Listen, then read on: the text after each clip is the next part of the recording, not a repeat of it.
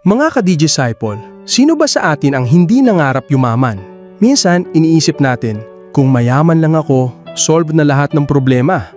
Pero teka, sabi ni Jesus, mas madali pa raw makalusot ang kamelyo sa butas ng karayom kaysa sa isang mayaman na makapasok sa kaharian ng Diyos.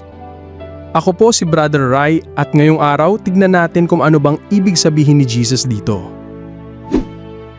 August 19, 2025, Tuesday of the 20th week in Ordinary Time. Sa ebanghelyo natin ngayon mula sa Mateo 19:23 hanggang 30, sinabi ni Jesus sa kanyang mga alagad, "Kay hirap pumasok ng mayaman sa kaharian ng langit." Nagtaka ang mga alagad, kung gaon, sino pa maliligtas? At sagot ni Jesus, "Sa tao, imposible ito. Ngunit sa Diyos, lahat ay posible." Si Pedro pa nga nagtanong, "Iniwan na namin lahat para sumunod sa iyo.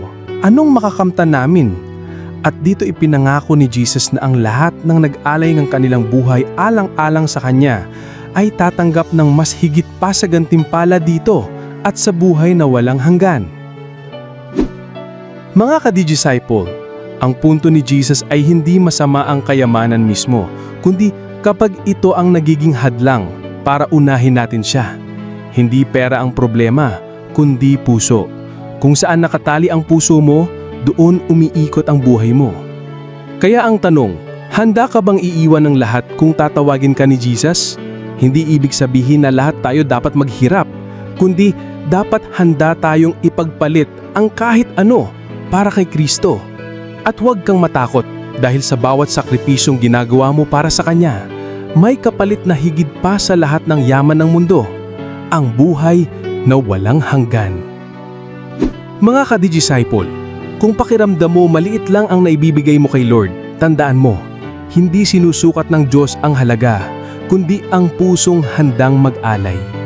Kaya't manatili tayong tapat. Ang mga huli ngayon, sila ang magiging una sa langit.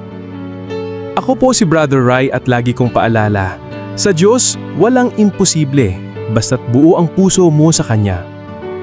Be a digital disciple. Share Christ with every click. God bless.